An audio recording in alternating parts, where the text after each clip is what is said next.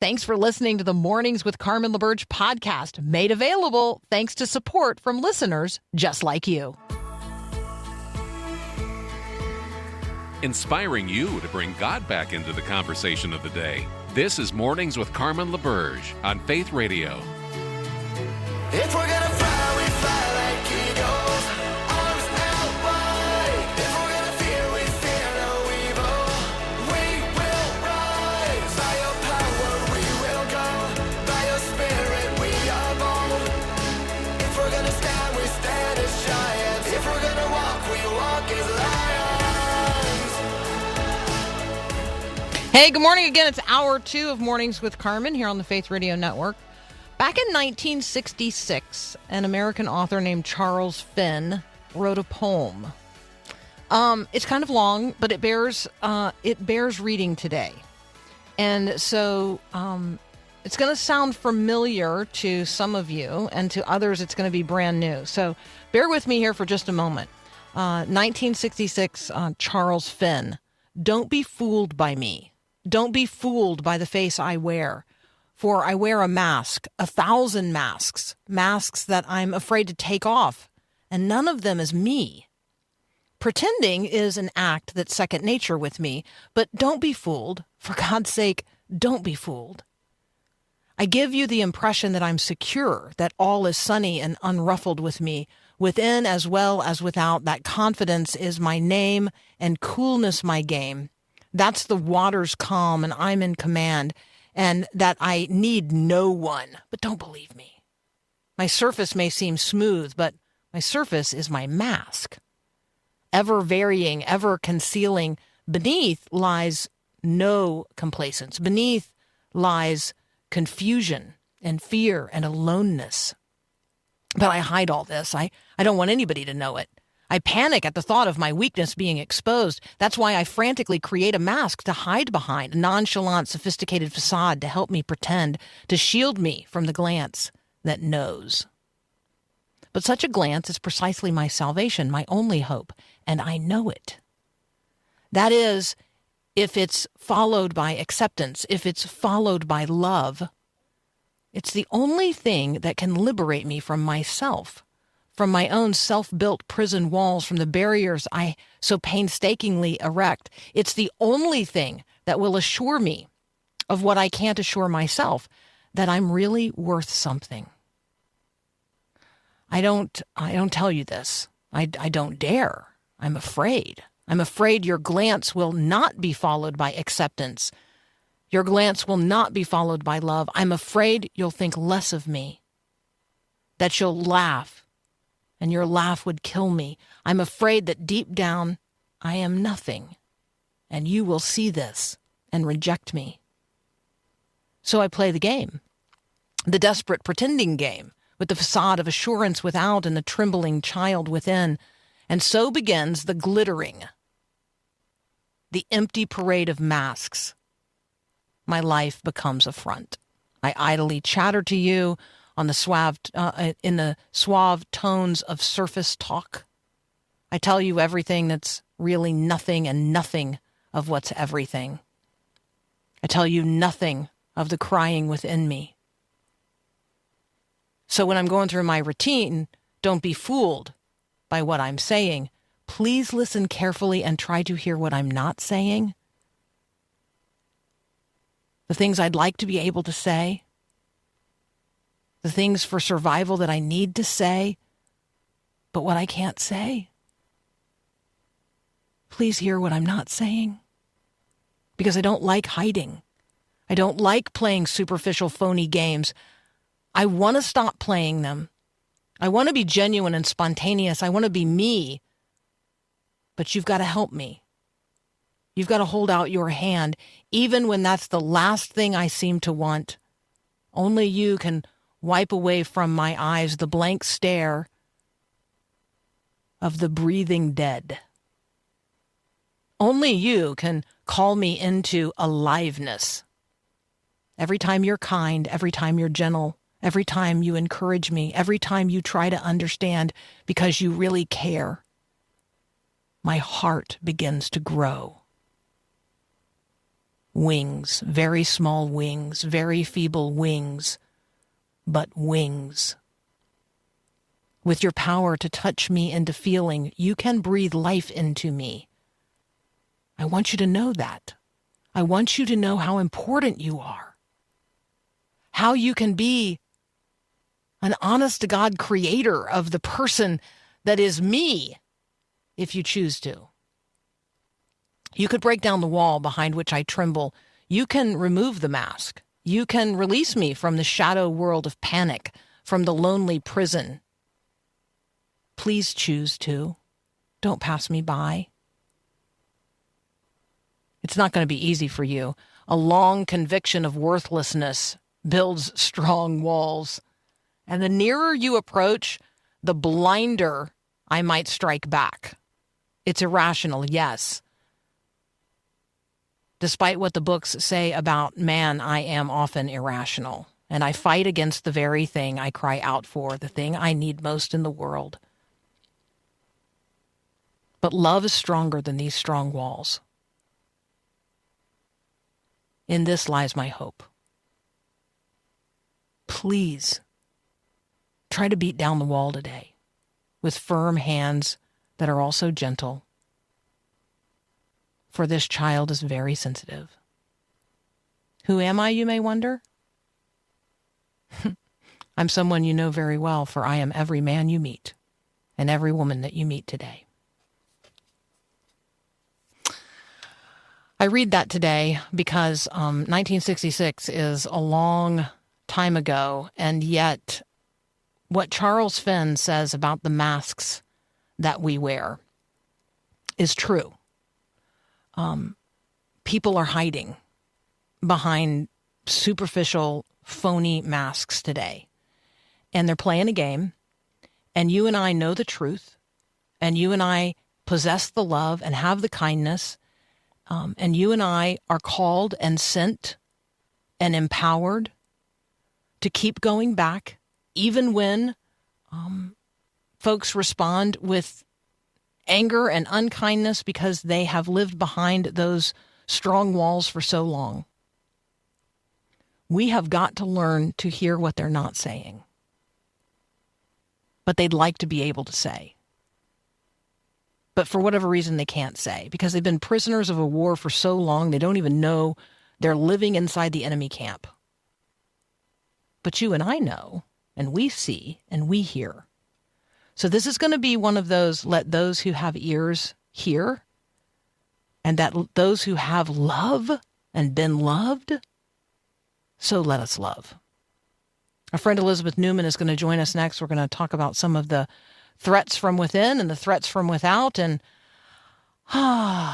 what you're hearing today and how you're hearing it. That's up next here on Mornings with Carmen.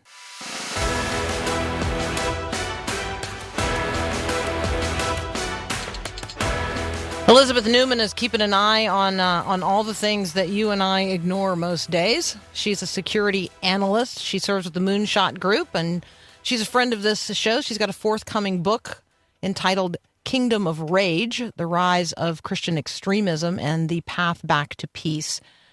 Elizabeth, good morning. Welcome back. Hey, good morning, Carmen. Thank you. All right. Since I know that it consumes much of your time, give us a little foretaste. Read us in on Kingdom of Rage. Oh, Kingdom of Rage. Well, I spent the last 3 years trying to understand what had happened to our community. And I use the term our intentionally because it is a personal book. I grew up in the evangelical community. I grew up conservative, Republican, and I found about 10 years ago, perhaps I should have seen it sooner, but I found about 10 years ago that my faith principles or the things that I had been raised with were not matching the politics that I had been raised with. And I started trying to understand why. And that really came to a breaking point around the 2020 period, which I think many of us walking through the pandemic, the George Floyd protests, the election process and the accusations that the election had been stolen, January 6th, all that whole experience that we all walked through really fractured our community. And there are still families and church families that are reeling from that very difficult time period.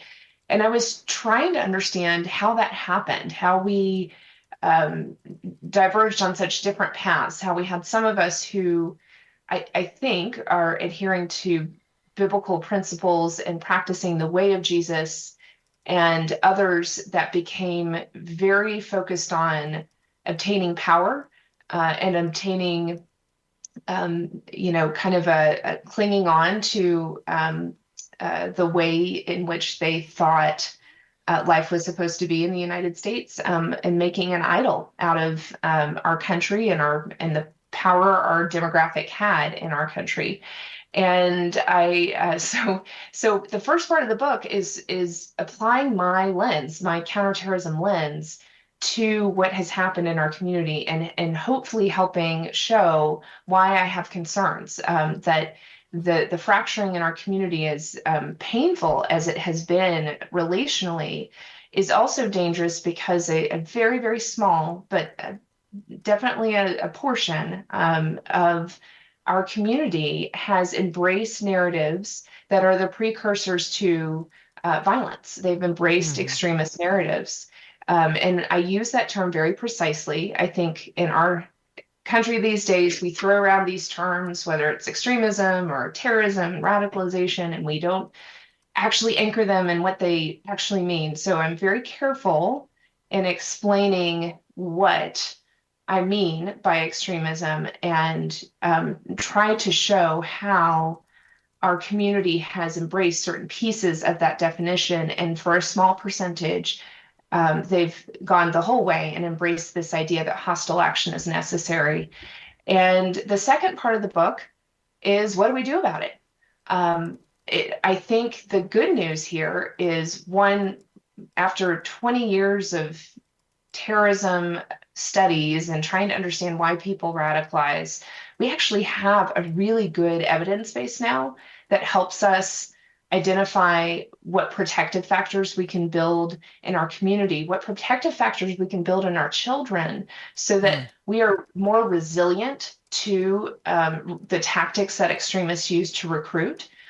So my biggest hope is that we will wake up as a community and start focusing on building those protective factors, but also provide some guidance of what do we do with our loved ones who may have gone down that path, who are in this place where they embrace hostile action. And I hope it provides some practical suggestions of what to do in those circumstances. But here's the part that maybe makes this book a little bit different.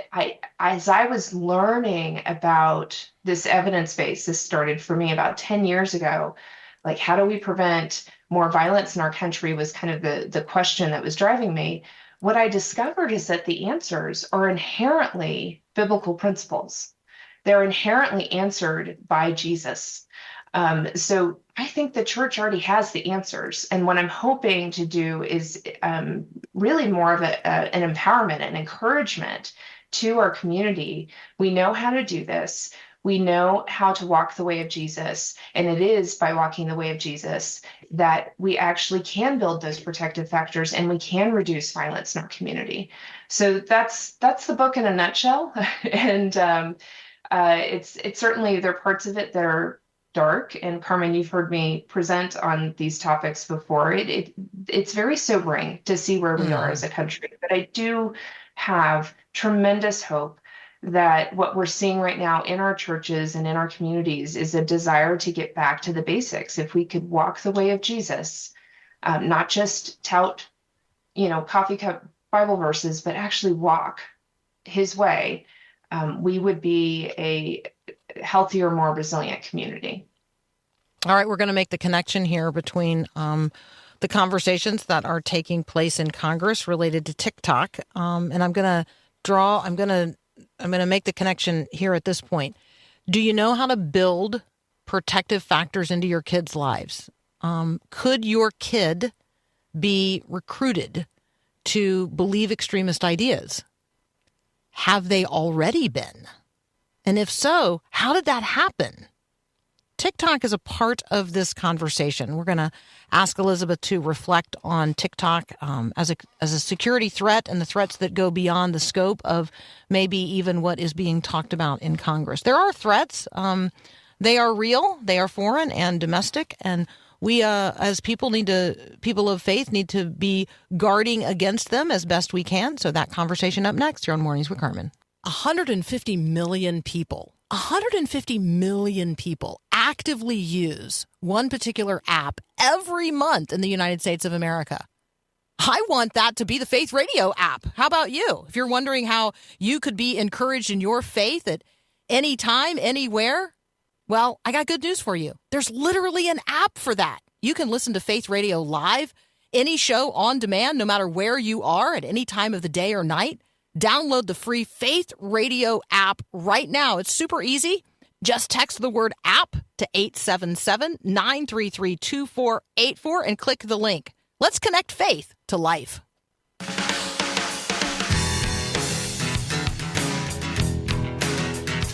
If you have a smartphone and you are on social media, then you have seen a TikTok video. Even if you haven't never downloaded TikTok, TikTok videos are ubiquitous, and they find their way through other social media apps onto our phones. Joining us today is our friend Elizabeth Neumann, and one of the things that she knows about are the threats that come to us on our phones. So, Elizabeth, maybe briefly, what is the actual TikTok security threat, and how does it go beyond maybe the scope of what Congress is considering in terms of a ban, or who owns the app? There are two primary concerns. First, the company, the holding company of TikTok is a Chinese company. And the two concerns are that the data that we all give anybody's app that we sign up for, including the potential for things like keystrokes or observing your behavior on other parts of your phone, that data might be accessible to Chinese intelligence operatives. Now, on one hand, some people might say, well, who cares? I'm not doing anything that China can take advantage of. And that might be true. They might not care about you or your child specifically, but it is a security threat for any individual that could be blackmailed, any individual with any sort of military, diplomatic, security responsibilities. And then you just never know. You never know when your child grows up 10, 20, 30 years from now and is in a position of prominence, and they could use information that they glean today to cause harm or blackmail them in the future. So that's kind of one threat. The other threat is, I think we actually saw it play out in real life this week, which is the ability to manipulate and propagandize. Most Gen Z gets their news from TikTok. They do not turn on the TV anymore. They don't listen to the radio. They don't read a newspaper. They watch TikTok videos to get their news. If China manipulates the algorithm, which we believe they do, they are feeding a portion of our population the news that they want them to see.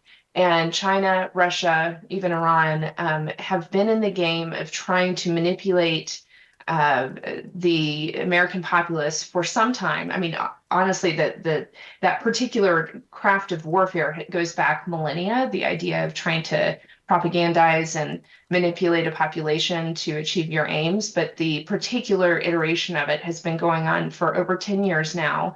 And the goal is to sow discord in the United States. Why is that important? Well, we're a democracy. So if we aren't unified in certain stances, say unified in saying, no, China, you can't take Taiwan. If we're fractured internally, then we can't mount a strong defense. So their intent is to try to weaken us civilly, societally, and I think they're doing quite well with it. So that's those are the primary concerns and why we have seen some action from Congress on TikTok. All right, let's pivot quickly to Russian President Putin saying that setting up a nuclear power unit in space is a priority for Russia. How worried do I need to be about this? I saw this headline and I have many questions. Let's put it that way. Um, Look, I'm concerned that Russia and China are collaborating. That is of concern. Russia's technical capabilities have been underwhelming of late. This does appear, this is during the process of his domestic election that he's making these announcements, and it strikes me as maybe more for a domestic audience that he is trying to build that national sentiment that they're still leaders, that they're still doing things. And I think I mean, this is the kind of thing that I would love to be back on the inside and ask the experts, like, can they actually do this? This seems like their target is 2033. That seems really quick for them to try to be able to put a power reactor on the moon. That is so hard to do. So I'm skeptical that this is actually plausible for them at this stage, but I am concerned that they continue to try to partner with China, and they are trying to weaponize space. And so that is definitely a concern. We collectively, I don't know how many of us actually paid attention, but we were privy to the 2024 annual threat assessment of the U.S. Intelligence Committee or the community. Anything in there that you just feel like, okay, we got to talk about this? For those of us in the community, especially after we leave government, this is like candy for us when the annual. I know it was like Halloween, right? It's like Halloween and Christmas all wrapped up into one for you. Like, there are Supreme Court junkies, and they call like June Scotusmas because it's like Christmas for them. So for you, it's the 2024 annual threat assessment of the U.S. intelligence community. So what did you get in your Christmas gift? Yeah, it's kind of dark. I apologize. But yes, it's always fun to see what they declassify and what we can talk about publicly now. So, the broad brush strokes here is that we're just increasingly, this is a quote, increasingly a fragile global order. And I think that is spot on. They mention that between China and Russia, regional powers like Iran, we are facing more, state power driven threats. But the thing that really is the takeaway for me is they made this statement that the way that the world will be, because that's what the intelligence community looks at. It's like what they're looking forward. What is going to happen tomorrow? So the world that emerges from this tumultuous period will be shaped by whoever offers the most persuasive arguments for how the world should be governed, how society should be organized, and which systems are most effective at advancing economic growth and providing benefits for more people, and by the powers, both state and non-state, that are most able and willing to act on solutions to transnational issues and regional crisis. So, it is kind of one of those questions, and they talk a lot about how Iran and China and Russia are pushing back against a rules-based order. The post-World War II world was a world that was defined by rules. We are a society that's governed by the rule of law. And what's at question right now is whether that continues. And it's quite a stark question. And I would say it's a question that even within our domestic politics, whether people realize it or not, it's on the ballot coming November. There are very different viewpoints of how we govern ourselves and how the world structure governs itself. And I think we haven't done a good job of explaining the benefits of a rule-based order to the world. And I'm not talking about world government. I'm just talking about having nations agree that there are rules in how we interact with each other, and that there are consequences when we break those rules. And when you have actors like Russia and China who are willing to, thwart those, the burden is left with those of us who want to be the rule followers to enforce the rules.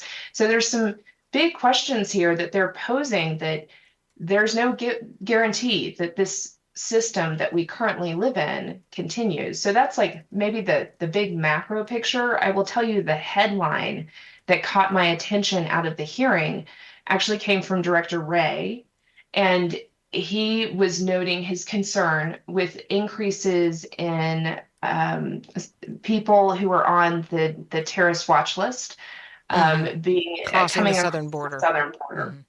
Yeah, So we talked about that. Yeah, we talked about that the day after that he made that headline, and the relationship between ISIS. We saw that, and we made that connection as well. Elizabeth, we have to sadly leave it right there as you continue to unwrap your Christmas gift this year. Continue to pull out things for us and let us know what they are the next time we talk. Sounds good. Thanks, Carmen. Have a great week. Thanks, Elizabeth. All right, that's Elizabeth Neumann. She's a security analyst. Hey, we don't share these things so that we will be afraid. It's important to recognize that the current world order has not always been the world order. But God is sovereign over all of it, and God is the same yesterday, today, and tomorrow. The world is his. He holds it all in his hands. But in every generation, there are people, you and me in this generation, who are God's stewards in the context of a particular point in human history. And so this is our time. These are our days. And we want to be people who have the very mind of Christ in the midst of all of it. All right, we are going to have a conversation next with fellow listener, Pastor Gail Kratt, and we've talked with him before. You will remember the conversations we've had about God moments, some of the amazing encounters with the divine that he unpacks in everyday life. Well, he's going to bring us some more stories today about Jesus in the mountains. These are amazing encounters of the divine from times that he has spent in both Honduras and Costa Rica. So, some testimonies to what God is up to and how God is working. It's just truly amazing stories. Right? So what are some of your God moments? How would you share those with others? That's what's up next here on Mornings with Carmen.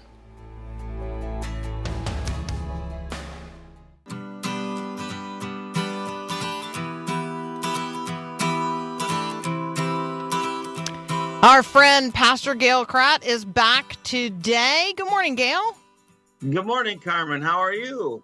Well, I'm well. Pastor Gail is the executive director of the Spiritual Care Consultants of West Michigan. He's also a friend of this show. He's the author of several books. We're going to talk today about Jesus in the Mountains, amazing encounters of the divine in the mountains of Honduras and Costa Rica. Gail, what has taken you to Honduras and Costa Rica, and what are some of the stories you have brought home from there?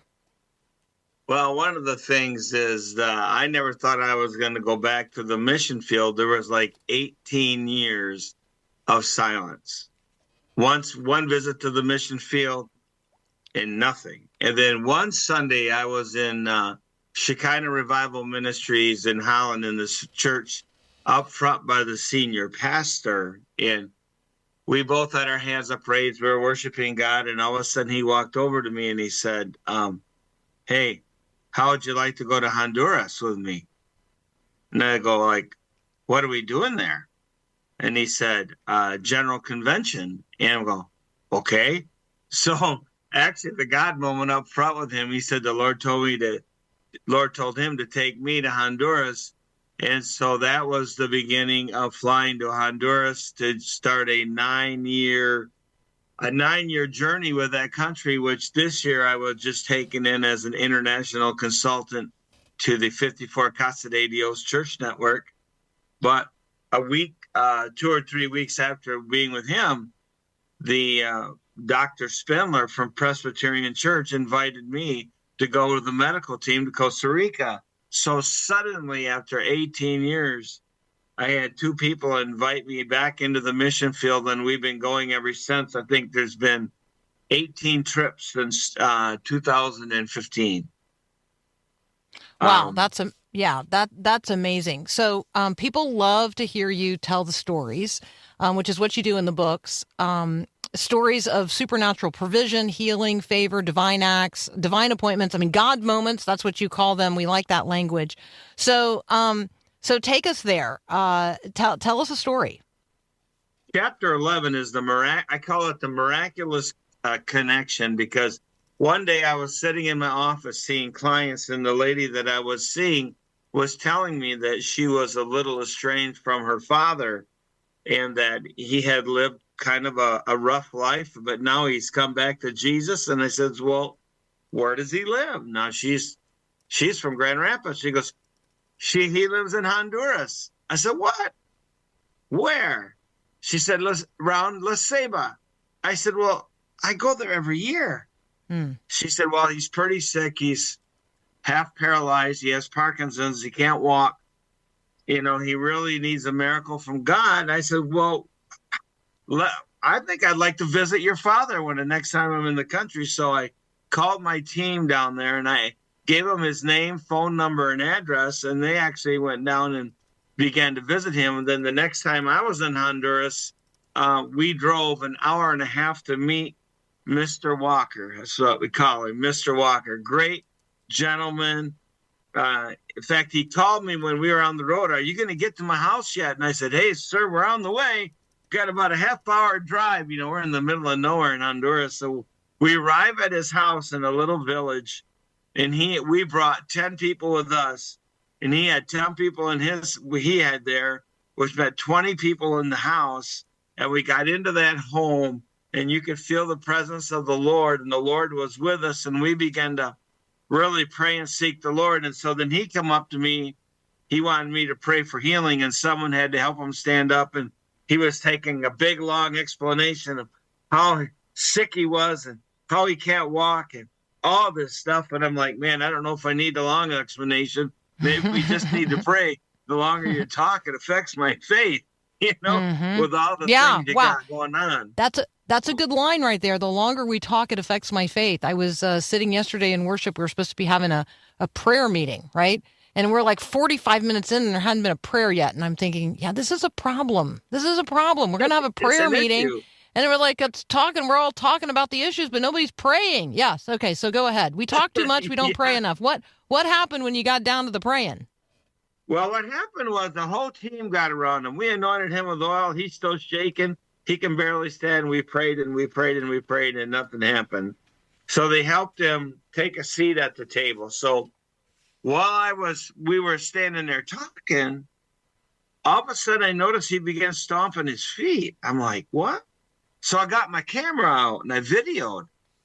And all of a sudden he stood up and he's like, stomp. I can feel my feet. I can feel my feet. I can feel my feet. And he began to get excited. And all of a sudden he pushed his walker aside and walked right out of the front door.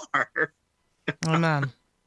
He walked out the front door and down the sidewalk.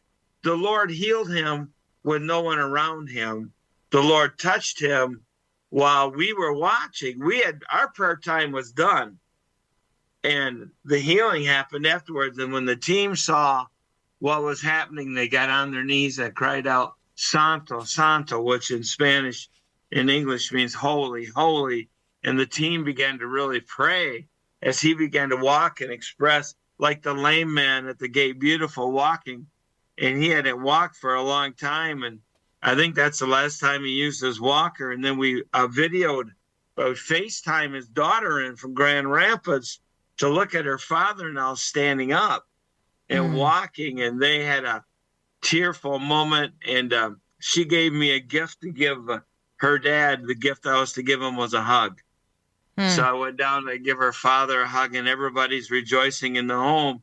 He's still going. He's still doing good. He goes to meetings in his little town walking. It's walking. It was amazing to watch, because when the healing happened, we weren't praying. Praying was done. God healed him after the praying. So Gail, I think that there are folks listening right now who are skeptics. In fact, I know there's a skeptic listening right now. Those things happened during, the Acts of the Apostles or the Acts of the Holy Spirit. In the book of Acts, is God really that alive today? Is God the same yesterday, today, and tomorrow? Does God still drive out demons? Does God still heal the sick? Well, yeah, absolutely, he does. I mean, the God hasn't stopped working since the book of Acts, and I know there are there's struggles in this arena. So I think even in one chapter, I'm looking at my book. Oh, chapter 22, I called it the struggle, where people have a challenge in their faith when they hear stories like this, but they haven't seen it around them. They're like, how can this be? I'm having a hard time with this. And you know what? Skeptics don't bother me because that's the world we live in America. But boy, when you go into the mountains where they have nothing but prayer, one guy said, hey, faith is our currency. That's what he told me. Faith.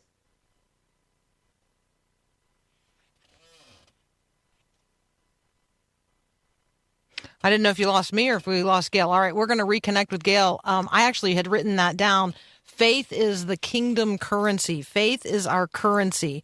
When you think about dollars and cents, when you think about what you're counting on, when you think about what you're storing up, how much currency do you have that's kingdom currency? If you were to make an accounting of your faith, and even if it's as little as a mustard seed, right? Mustard seed currency is enough currency in the kingdom. Like, that's pretty cool, right? So what are you short of believing for today? Do you believe that anything is possible every day? Are you expecting the unexpected? Are you anticipating miracles?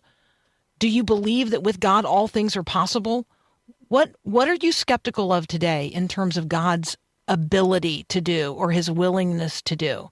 We're going to continue our conversation with Pastor Gail Kratt here in just a moment. You're listening to Mornings with Carmen. If you're a new listener, we want to officially welcome you with a free welcome pack gift. Request yours today at myfaithradio.com.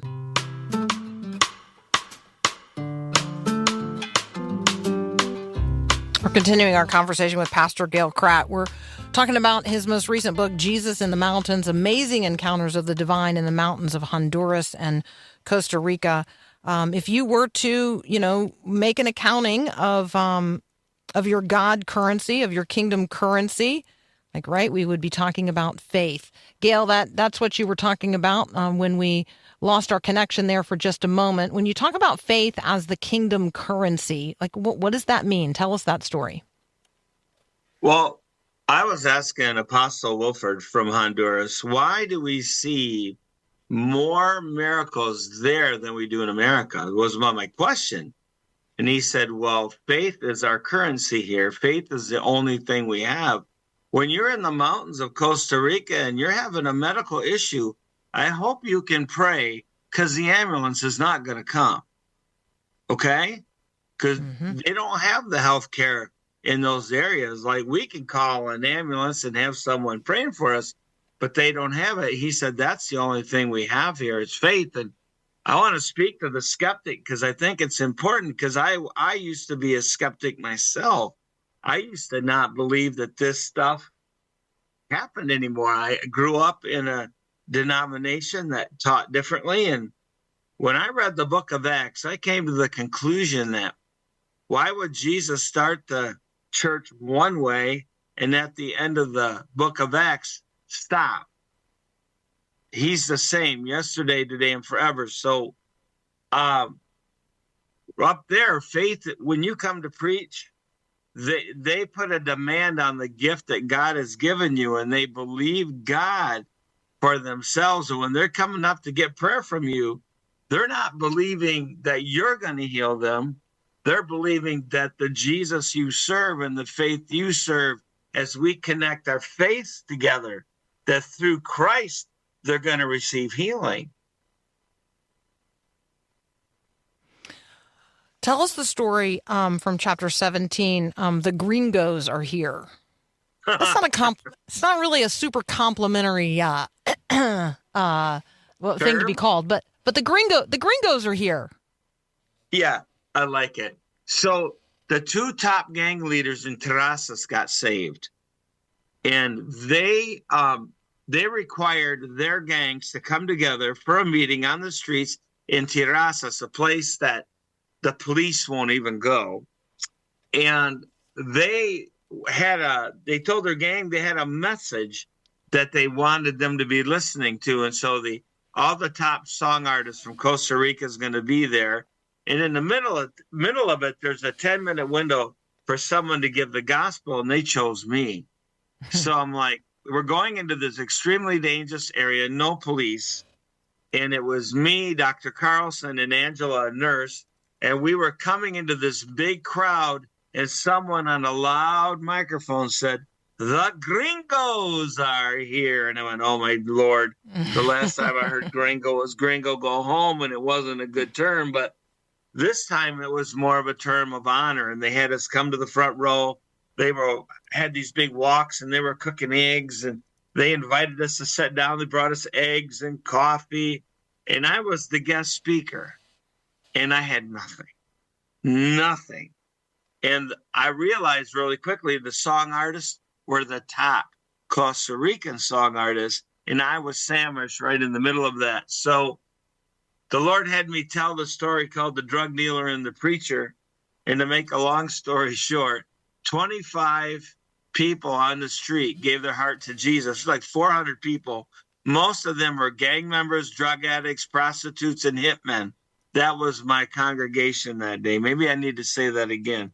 Gang members, prostitute, hitmen, and drug addicts. That was our congregation that day in the middle of the street.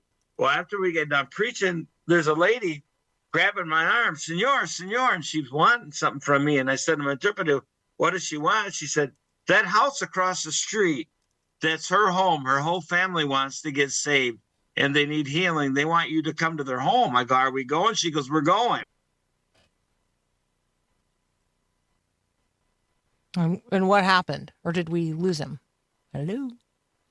I hate it when it cuts out like that, right at the highlight, like right at the pinnacle, right at the top of the mountain, and just poof. Okay, so there would be a rest of the story conversation there. They do go to the house. When he comes back, we'll have him tell us what happened when they got to the house. But I want you to consider right now what you're failing to believe is possible. Like, do we believe that it's possible for God to intervene right now with gang members and drug addicts, prostitutes, and hitmen? Do we believe that it is possible for God to intervene right now, but that the gospel is powerful to transform the lives of people from whom we feel utterly disconnected? I mean, was it possible in your life? I want you to think about your changed life. I want you to think about the difference that Jesus makes in your life, the difference the gospel makes in your life. Do you believe that it is possible that it could make that kind of difference in the life of another person? In the life of a whole family, a whole community, a whole country, the world? Like, it is one thing for us to deeply consider the threat assessments that we just talked about earlier with Elizabeth. It's another thing for us to consider the power of God to transform human lives. Jesus saves. The gospel is true. It wasn't just true in the days of Acts or, in the days of the writing of the Bible. No, it's true today. Do you believe that anything is possible today and every day? Like, do we genuinely expect the unexpected and anticipate miracles, knowing that with God, all things are possible? All right, Pastor Gail Kratt is back. What happens when you go across the street into the house? The whole family got saved, and there was a little 7-year-old boy who had the failure to thrive. He wasn't growing, and when we were praying, he began to vibrate at a speed I have never witnessed in my entire life. I believe God healed that little boy in that house, but they all gave their hearts to Jesus, all received. It's like household salvation. The whole family got saved. And at the end of my talk, I said, we have a song in America, "My God's Not Dead," and I held my microphone out, and they shouted in Spanish, "He's surely alive." And it was just an awesome time in front of like 400 people.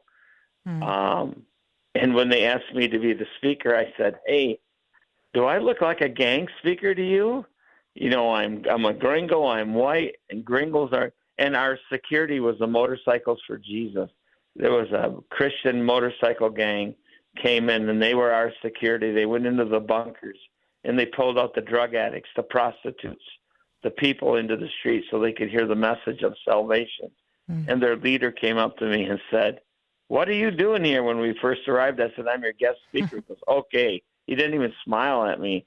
I mean, so it was just one of those special moments on the street. I can tell you, when we stepped on that platform, me and my interpreter, it was like the Holy Spirit grabbed me. He had me. Amen. He had us. There was a presence you couldn't deny, and it was strong, and God loved those people. So praise God. So that's kind of what. Sorry you were left on a cliffhanger. No, it's good. This is good for us to have, be breathless standing on a cliff every once in a while. Gail, as always, thank you so much for joining us. That's Pastor Gail Kratt. The book is Jesus in the Mountains, Amazing Encounters of the Divine in the Mountains of Honduras and Costa Rica. Don't forget God Moments, which is his earlier book. And I think that if you are wondering, if you're craving the power of God in your life, and you're wondering, what does it look like to take the first step sort of like out of the quote unquote normal Christian life and actually learn to expect and anticipate God working in mighty ways through your life? This is a good place to start. You can also find Gail at spiritualcareconsultants.com. That's his ongoing ministry in West Michigan. All right, friend. Do you hear what I hear? Like, we think of that as a Christmas song. But today, I want you to consider whether or not we see with eyes that see and hear with ears that hear. Do you, like, all people don't see with the same eyes, and we don't hear with the same ears. So when Jesus says, "Let those who have ears hear," I'm wondering, like, do we hear him? Are we listening for him today? Where are you in the Word? Let's be sure we get into the Word of God, that the Word of God can get into us before we get out there into the world that God so loves, in order that we could do so in ways that honor Jesus. That is my hope for you today. It's my prayer for you today.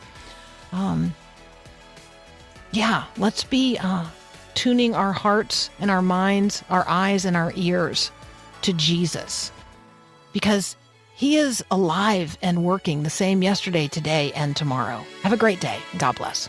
Thanks for listening to Mornings with Carmen LaBerge. Podcasts like this are available because of your support. If it's important to you to hear things that encourage your faith, click the link in the show notes to give now. And thanks.